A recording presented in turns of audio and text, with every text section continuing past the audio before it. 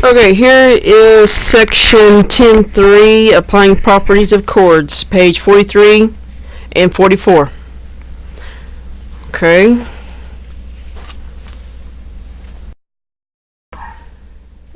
Okay, on page 43, applying properties of chords, theorem 310 says the same circle or congruent in current circles, two minor arcs are congruent if the chords are congruent. So AB and CD are congruent, therefore the arcs here will be congruent, and that's why they have this. Arcs must have a little curve over AB and a curve over CD to be congruent. So the segments are congruent, so make sure that's a straight line and these are curves. So you know the difference whether it's a chord or an arc.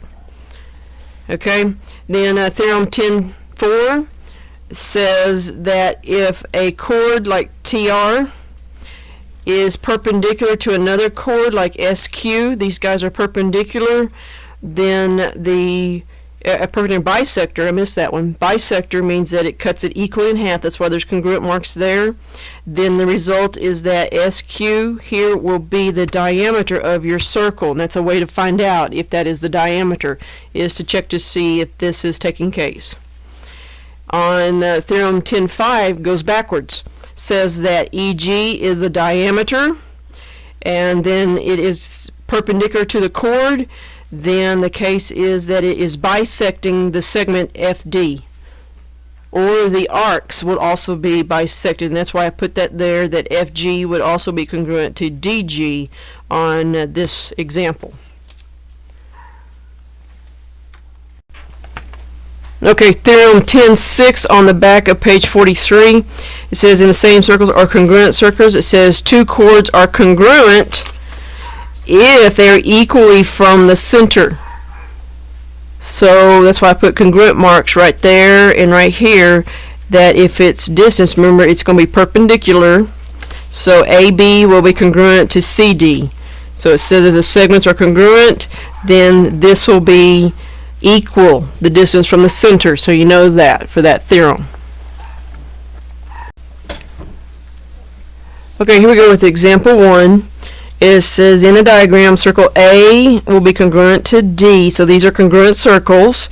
It says that BC is congruent to EF, and that the measure of EF here is 125. So if I have congruent arcs, that means chords, that means the arcs are congruent. So you can say that the measure of BC arc will equal 125 degrees for that problem.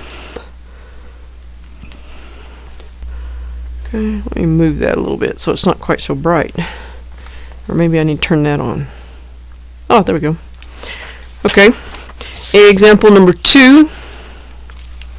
It does not have that example there. It says that in the diagram, circle E is to find the length of BD. We're looking for how long this is. Notice that EC is the diameter of my picture because it has the center mark indicated. It is perpendicular as well. So our theorem that we had just a minute ago that said when we had the diameter of the circle that was perpendicular to chord, then it bisects the chords and its arcs. So if it bisects it, and the bottom here is 6, the top is also 6.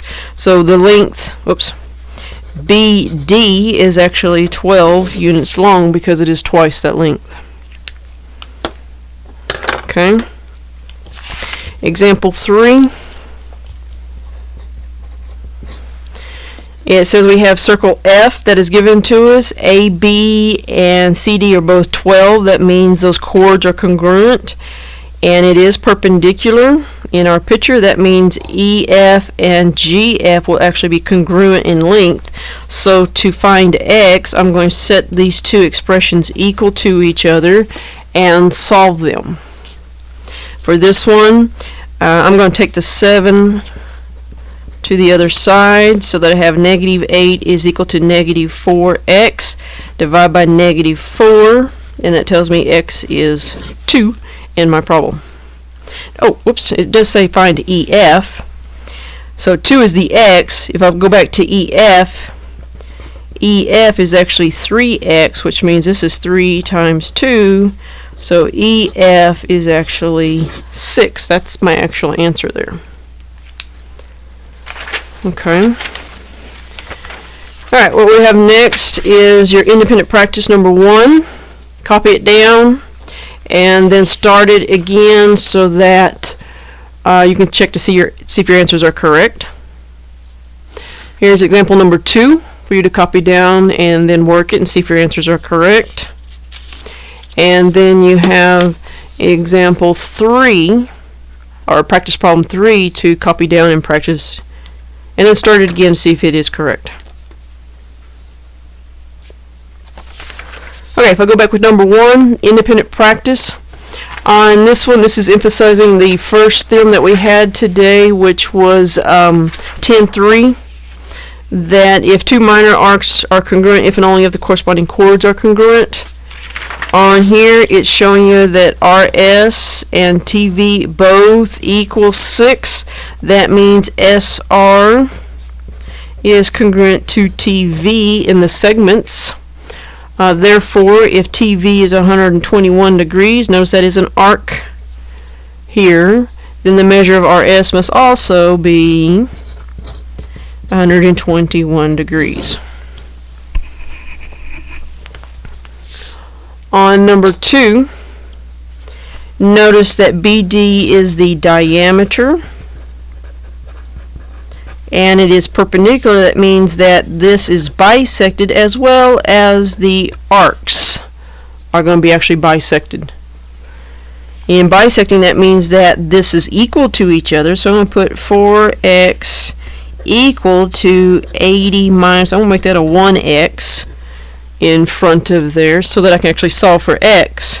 That means I'm going to add 1x. That gives me 5x is equal to 80, and I have to divide by 5, and I believe that is 3, I believe that 16 is my x. Now the questions are find the measures of CB. CB is originally 4x, therefore I want to do 4 times 16 to come out with, looks like 64 degrees for the arc CB. BE is the other chord, which we said they bisected each other, therefore it is congruent to CB. And then CE is the entire arc from the ends of the chord. That means you just add those together, and this ends up being 128 degrees. Okay. Then, example 3 tells you that the segment AB is 27, EF is 7, as well as EG being 7. And they want to know what CD is. This is relating to your last theorem. Whoops, where's that last theorem? Oh, there it is. That says if the chords will be congruent if and only if EF is congruent to EG. So if these pieces are congruent to each other, then AB and CD will also be congruent. If I'm looking here, it is equal distance from the center, therefore AB and CD must be congruent. That means CD must be 27.